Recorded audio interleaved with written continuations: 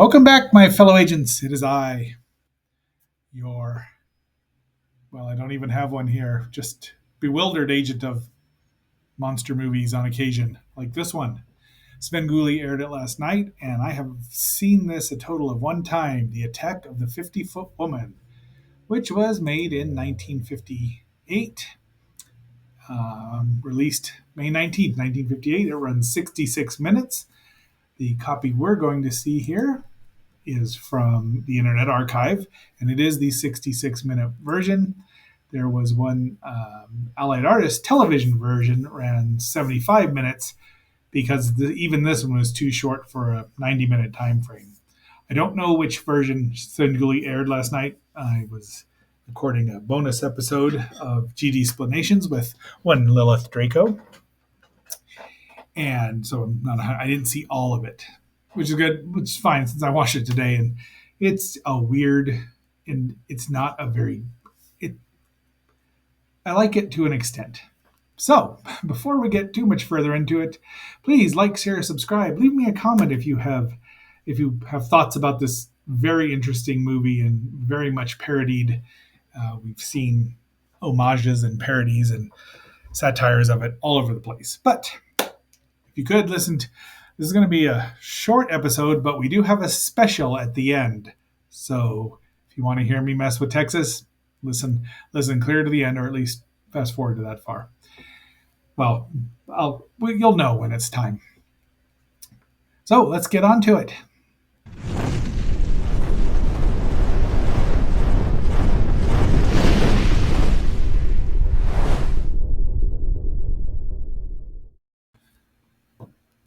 So we start out with the Allied Artists Pictures Corporation and a Woolner production, and the credits flash by so fast. I couldn't get to grab the 50-foot woman. It's just the attack of the woman.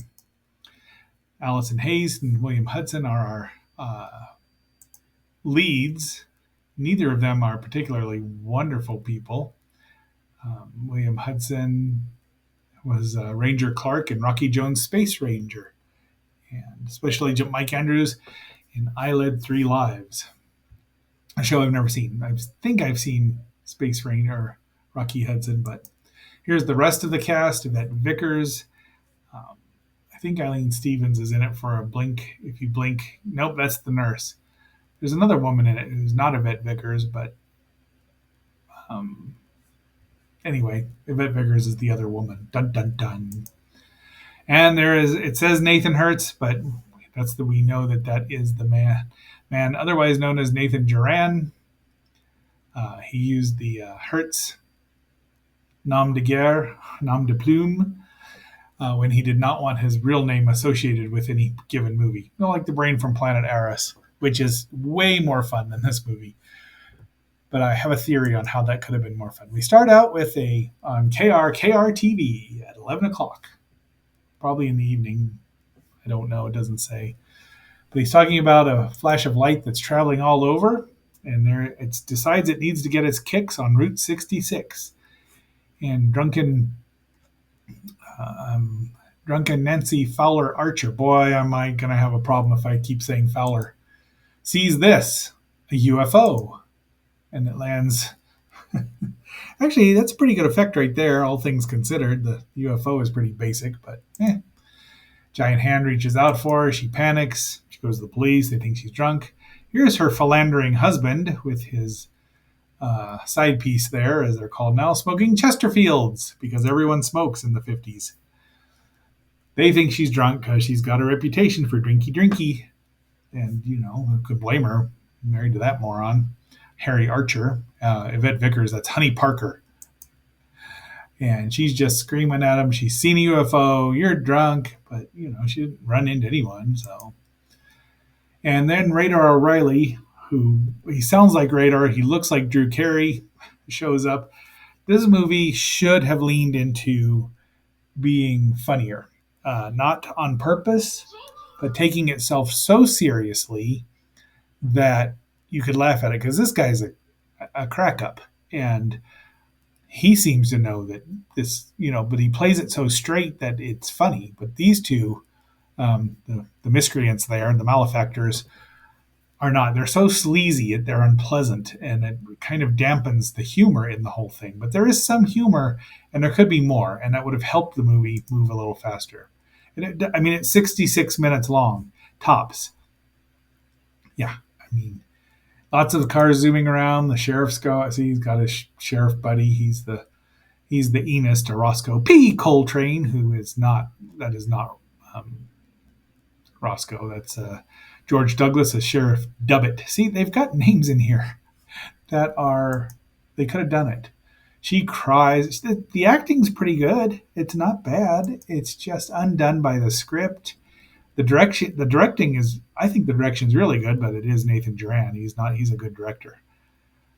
I didn't know Tony the bartender was also the giant alien. That makes sense. See, he steals her ring. He steals her. I mean, he's just an A1 jerk. She's got all the money, so.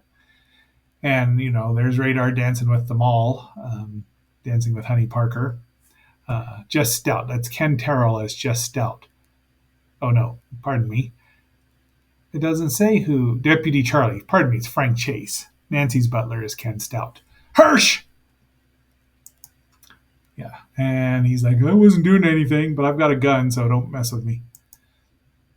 You're like, all right, there she is, looking very elegant in her outfit. But they go off and actually find the UFO. So the alien hasn't left.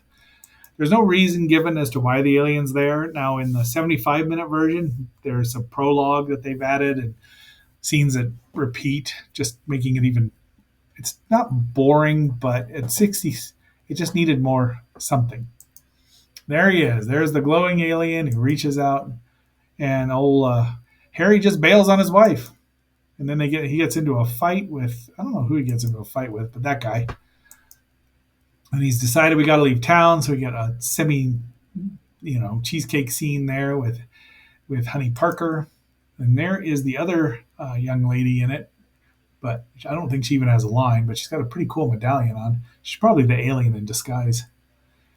I don't know. They must be playing fish, right? Because they can't be gambling. And off we go.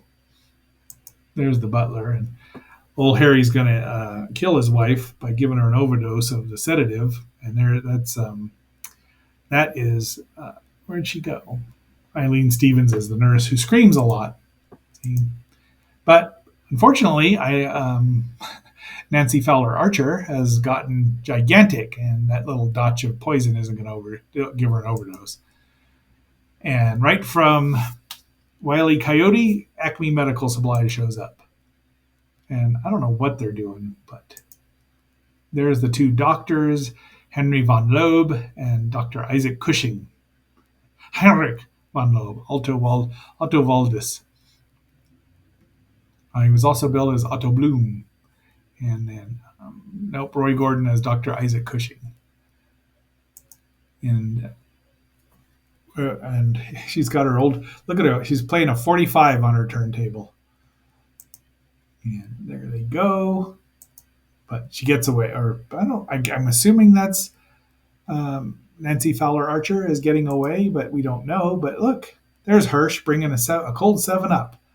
And old Deputy Charlie just guzzles one down right out of the bottle. Tell you what, back then, when I was a kid, there was nothing better than drinking a soda out of a bottle.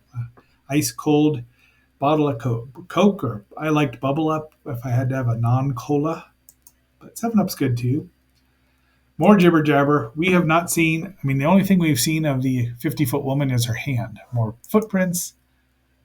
They're stuck. Oh, they found the ship, which is ethereal, because the negative. I don't know why it's ethereal, but this is some interesting shots here. So Nathan knew what he was doing. What I wouldn't have given for a Three Stooges meet and a full-on Curly Moe and Larry Three Stooges movie. We didn't get one. Off they go, but the giant comes out. See, you can see through him. He's intangible, maybe, except that he isn't. They shoot at him because they're morons. He destroys their station wagon. They have to walk back into town. I don't know, 50 or 70 miles or something. Fortunately, the dingbat Deputy Charlie comes out and finds him. The doctors are still talking about her condition, and now she reaches out to get help from the nurse. She's chained up. I mean, we don't know that she's. The movie it's not coherent. I think that's the main problem. Jess Stout is Nancy's butler. He's got a good last name. See, he looks like Drew Carey, doesn't he? But he sounds like Radar O'Reilly. Kissy, kissy. He's like, you gotta come see your wife, and he's like, nope. But she finally, like 55 minutes into the movie, we get our first glimpse of the 50-foot woman. She's now ethereal, except that she can still touch things, so she's not immaterial. She's not an immaterial girl. Just in case you don't know, they're the sheriff, but Charlie's come to get him. That thing is huge. It holds 5 people. They all go off in the car to find her. Here's an old prospector who we don't even get to get his name, but he does the old, I'm drinking, I want gold, but I'm looking for uranium. Sees her and throws the bottle away. That joke was old in 1959, 57. This is a nice miniature here. The lights go on and off, and then there's Tony's Bar and Grill. And, well, first she goes to the hotel, and then she finds Tony, and we're about done here. Honey Parker is screeching and tries to hide under a table, which is just the worst idea. Giant Nancy Fowler Archer breaks it down, throws wood on her, and kills her. Grabs her husband. The hand is not very well done either. It works, but he had to jump him into it and hang on to it. There's Tony right there, the bartender, who is the giant alien. So he must be wearing a piece there, right? They shoot guns at her, and then he goes and gets his, I don't know what that is, rifle. And fortunately, unfortunately for her, giant Nancy Fowler Archer walks him next to a telephone line. He shoots it. Boom! She glows. She dies. He dies. The doctor looks at her, and then the Heinrich looks at it, literally shrugs his shoulders. The end. I mean, it is that short and that fast. And if I don't see it again for another 20 years, I'll be all right. I didn't hate it, but oops. I did tell you there's a special coming up, so I didn't hate it, but it just really needed something else. It's an interesting idea. I mean, could have been like the Amazing Colossal Man, which is a really good movie, especially for Bird Eye Gordon. The special effects are about the same. So that is this movie. That's our review from Sven's movie. Let's get on to the added attraction.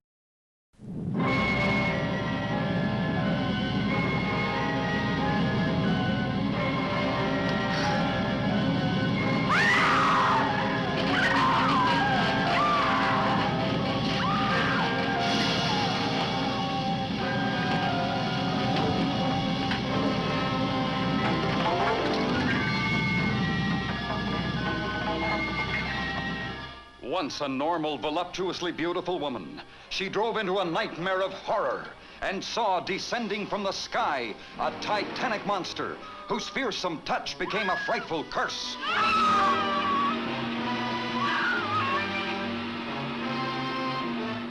You think I'm drunk, don't you? All of you! I'm not drunk! I'm not! You've got to believe me. Please. It was right in the middle of the highway, 30 feet tall. Once she's in the booby hatch, throw the key away. That'll put you in the driver's seat. You'd make a wild driver, Harry. With $50 million. What she saw was beyond belief until others, too, faced its hideous, uncontrollable menace.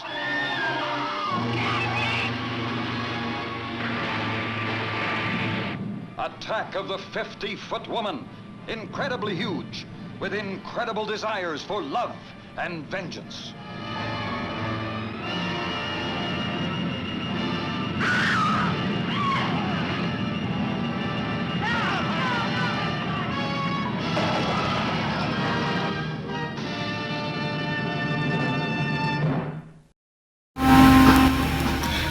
All right, so we've got a movie here. Well, let's see, it's a 22-minute cartoon short which is one of the longer ones since it's a Disney cartoon. But we're not going to get any Disney music in here because I'm not messing with them at all. This is a Walt Disney picture.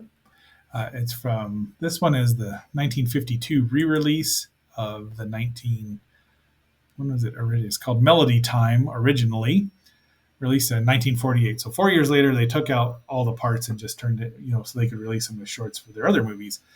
This is, of course, Pecos Bill, color by Technicolor. This print is really nice. Came from the Internet Archive, starring Roy Rogers and Trigger, the smartest horse in the movies.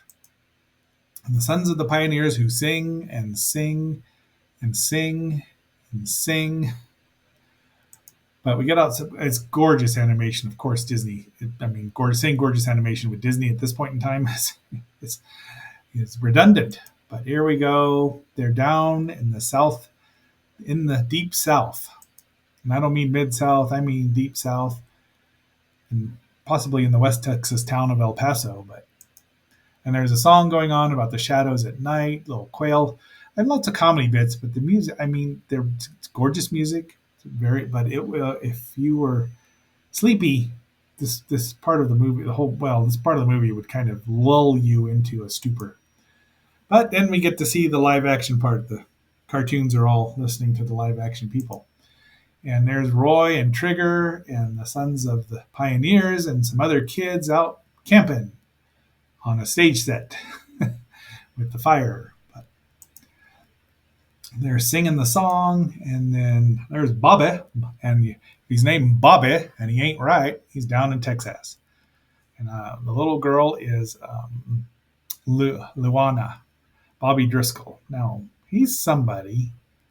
He was in the Song of the South, of all things. So my sainted mother would really enjoy this cartoon because she would like that music.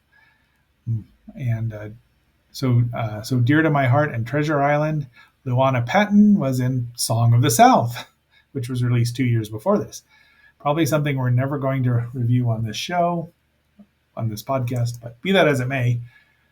And they're telling him about the horse, a buccaneer named Pecos Bill.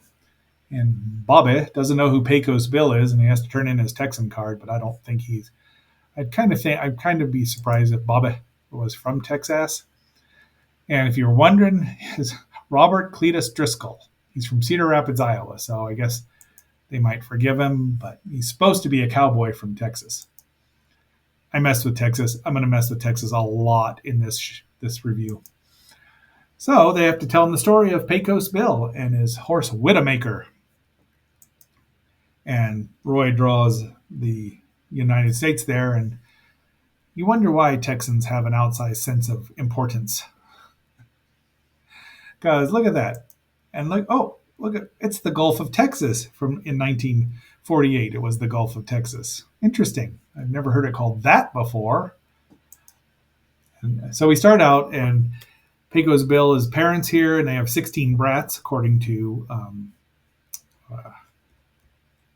Roy Rogers himself. He's the narrator.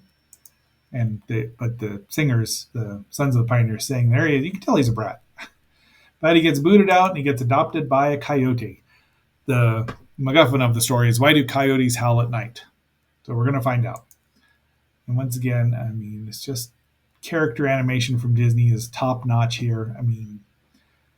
It's not quite the Disney look, but it's kind of. So Pecos Bill's growing up, and he wants to learn about all the animals, and you can tell, he's a Texan. He's bullying little bitty snakes, harmless snakes, and yelling at him because, Then he meets his horse Widowmaker, and he beats up a bunch of buzzards.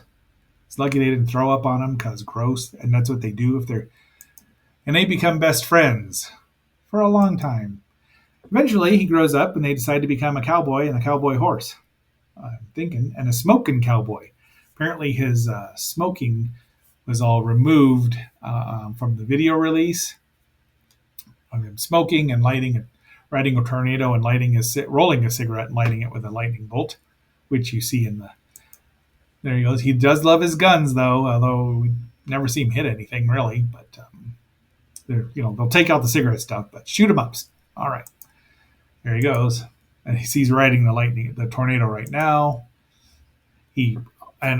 While they're telling the story, they're singing, and of all these feats he's done, there's a drought in Texas, so he brings all of California's water, apparently not knowing how geography works, that water doesn't run that way. But that's how they made. Oh, I forget what lake they claimed. Then he beat up some rustlers. That's why there's gold in them thar hills. Although he must have hit them so hard they flew out to California, right? This is funny. And that's how he made the Rio Grande.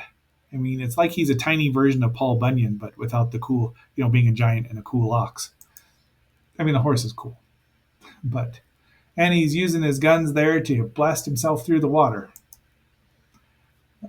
This is a rather unfortunate scene involving war paint and how the painted rocks got their name. And now he's just shooting at stars because he wants to give Texas its Yelp rating, 1 star. And one day, while he's headbutting buffaloes, couldn't do that with a Triceratops, I'll tell you what. They do find Triceratops in Texas. So there's something good about it. Uh-oh, it's Slough City Sue. Where did that go? Slewfoot Sue. Let's just call her Sue, because I'm going to slur that all over the place. Slough, obviously she's trouble. She's a redhead. I know, Lilith, I'm making fun of Texas, but I can't help what's in the cartoon. And yeah, he goes all wobbly-eyed. I don't know if that qualifies as the look, but it certainly is a look.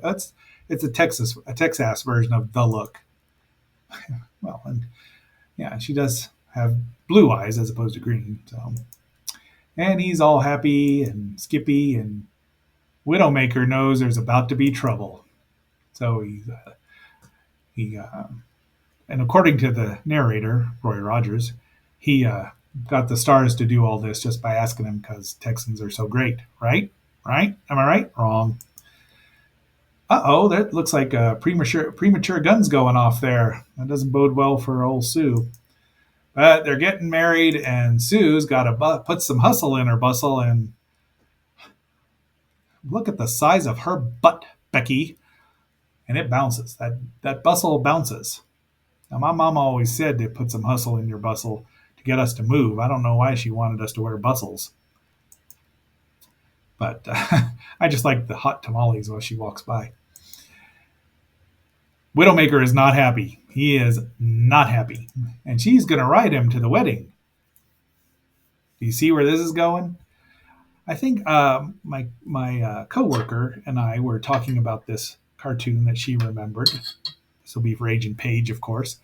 And she had said this is and then that sparked a memory of me because I don't think I've seen this in probably almost 50 years, if not longer. He's actually snorting fire, and they're going to let her. This does not bode well for anyone. And she's just powdering her nose. Don't know that she's all there. But eventually she gets bucked off. And fortunately, her bustle is full of titanium or adamantium springs. Every time she hits, she bounces higher. Well, old Pecos Bill's got no problem. He's the expert with the lariat, and he's going to catch her and bring her back to Earth. Checks the wind. You can see the spit on his finger. He misses. Uh-oh. Well, we see why he missed, because the rope. And she just keeps bouncing, and finally she lands on the moon, and that's it. Bill and Widowmaker go back to the coyotes, and they howl at night. And now we're back to live action-ish, and that's the reason the coyotes howl. Because poor little Luana asks they're wolves, and Bobby makes fun of her for not knowing they're coyotes. She should have punched him right in the throat. All right, so there's our second one, and we are out of here. And I hope you've enjoyed the bonus. It's a cute cartoon, really. It is very funny, but one of us just isn't the biggest fan of that. So, my fellow agents, I have to turn this down a little, or you'll never hear me, and I'm important. Until our next assignment, this is X7, signing off with a warning of Don't wear a bustle on a bucking bronco. Be seeing you.